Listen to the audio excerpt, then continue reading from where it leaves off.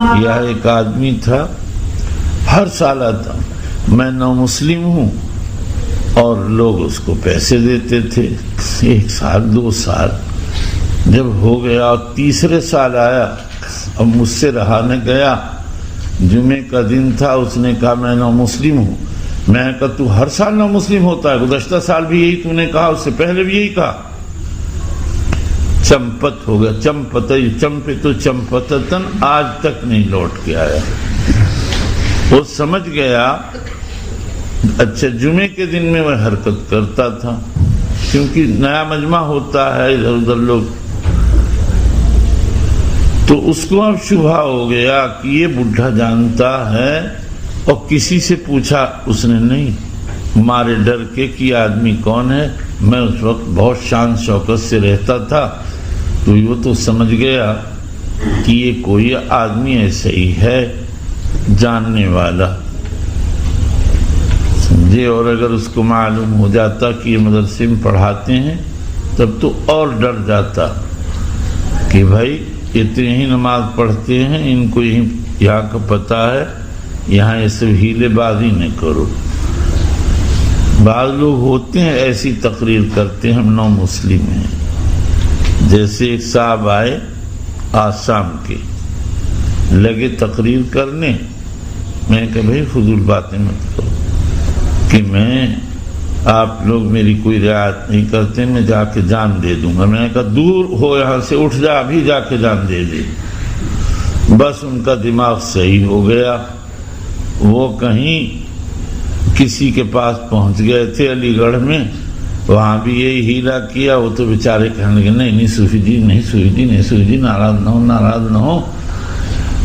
وہ آئے میرے پاس، وہ سمجھے کہ یہ تو ان کے بابا ہیں، یہ اور زیادہ میری خوش آمد کریں گے۔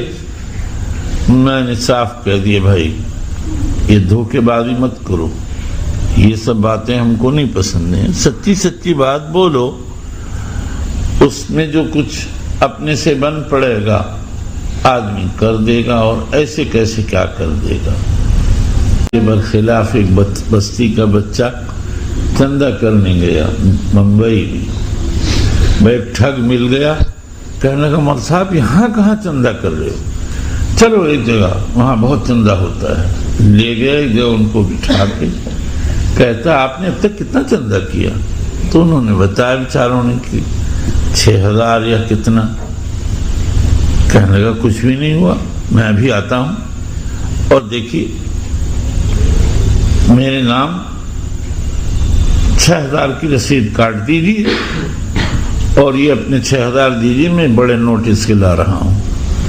انہوں نے اٹھا کے وہ دے دیا ان کو، اور چپ بیٹھے ہیں آدھا گھنٹہ، 1 گھنٹہ، 1.5 گھنٹہ، 2 گھنٹہ، 3 گھنٹہ جب ہو گیا تو کوئی آدمی گزرا، اس نے کہا مول صاحب یہاں کیوں آپ کھڑے ہیں؟ کہ وہ ایک صاحب نے یہ کہا تھا، کہ ارے بھائی وہ اب لوٹ کے تھوڑے آئیں گے، وہ تو لے گئے جو کچھ آپ کے پاس لے جانا تھا۔ تو وہ بچہ کہتا تھا کہ میں بہت پریشان ہوا، پھر اپنے کسی رشتہ دار کے یہاں گیا، بستی ضلع کے، کہ مجھے اتنے روپے دے دو، میں آہستہ آہستہ ادا کروں گا۔ اس کی تنخواہ بھی 200-300 تھی۔ تو وہ بڑے سمجھدار تھے، انہوں نے کہا تم کب تک ادا کرو گے، یہ تو بمبئی ہے۔ مطلب یہ ہے کہ بمبئی میں تو اس طرح کے ٹھگ بہت ہوتے ہیں، کچکے ہوتے ہیں، چھیننے جھپٹنے والے ہوتے ہیں، نہ معلوم کئی بار یہ حادثہ پیش آئے گا، تم کہاں تک ادا کرو گے۔ ان کو سمجھایا تو سمجھ گئے، پھر بیچارے بہت پریشان، ان کے محترم صاحب بھی آئے ہوئے تھے، کہتے تھے کہ میں جب محترم صاحب کے یہاں گیا تو میری زبان نہیں کھلتی تھی، لیکن ڈرتے ڈرتے پریشان ہو کے میں نے سب قصہ سنا ہے۔ ان کا کوئی پریشانی کی بات نہیں، وہاں تو بچوں دن میں چھین لیتے ہیں، سمجھ میں آیا نا۔ بمبئی میں ڈکیت پھرتے رہتے ہیں، اور ایسے ویسے پھرتے رہتے ہیں۔ میں تو یہ کہہ رہا تھا کہ بھائی ایک آدمی ایسے اخلاق کا بھی ہوتا ہے کہ وہ دھوکہ بازی نہیں کرتا، سچ بولتا ہے، اور سچ میں اس کی زبان اس لیے نہیں کھلتی کہ وہ غلطی کی وجہ سے ایسا ہو گیا۔ تو اخلاق سیکھو.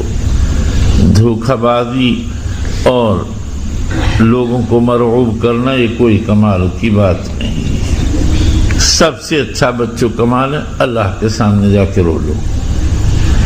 مسجد میں 2 رکعت پڑھو کہ اللہ ہم پھنس گئے ہیں تو کہیں سے راستہ نکال دے. اور اللہ ایسے ہیں بچوں ایسے راستہ نکالتے ہیں کہ انسان کی عقل وہاں تک رسائی نہیں کر پاتی ہے.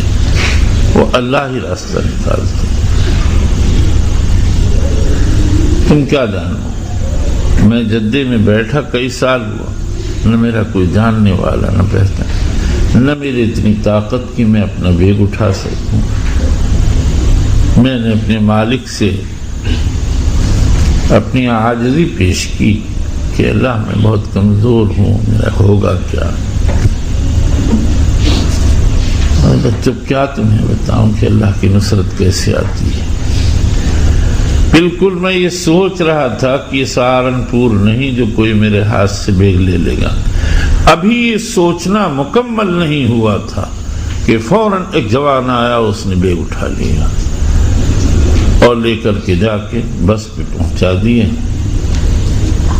میں نے اس سے پوچھا آپ کہاں کے ہیں, کہ میں مدینہ شریف کا ہوں. پھر آیا ایک تسبیح مجھے دے گیا کہ میرے لیے دعا کریے گا. جب آدمی اللہ کے سامنے اپنی بے بسی بے کسی پیش کرتا ہے تو غیب سے اللہ راستہ نکالتے. ایک دن میں چڑھ رہا تھا گزشتہ سال زینے پر, تو ایک خوبصورت سا بچہ ایک دکان پہ بیٹھا تھا. اب مجھ سے چڑھا نہیں جا رہا, میری طاقت ہی نہیں. میرے دل میں خیال آیا یہ بچہ مجھے ذرا سہارا دے دیتا تو میں اوپر چڑھ جاتا. یہ سوچ ہی رہا تھا کہ وہ ایک دم آیا, اس نے مجھے سہارا دے کے اوپر چڑھا دیا. نہ اس سے پہلے میں نے اس کو کبھی سوچا. وہی اسی دکان کے مالک کا بچہ تھا اور نہ مجھے کبھی ضرورت پڑتی تھی. تو اللہ تعالی اپنے عاجزوں کی, عاجز بندوں کی مدد کرتے ہیں. کر کے تو دیکھو اللہ پاک کے ساتھ رابطہ, تو غیب سے مدد کرتے ہیں. اور ان کے اتنے خزانے ہیں اور ایسے راستے ہیں کوئی نہیں. اور بچوں لالچ سے دل پر اپنے کو بچاؤ. کچھ رکھا نہیں ہے لالچ میں کہ مجھے یہ مل جائے, مجھے وہ مل جائے, میں یہ پہن لوں, میں یہ کھا لوں. اپنے پر قناعت کرو, اس میں تمہاری عزت ہے, اس میں تم کو آرام ملے گا.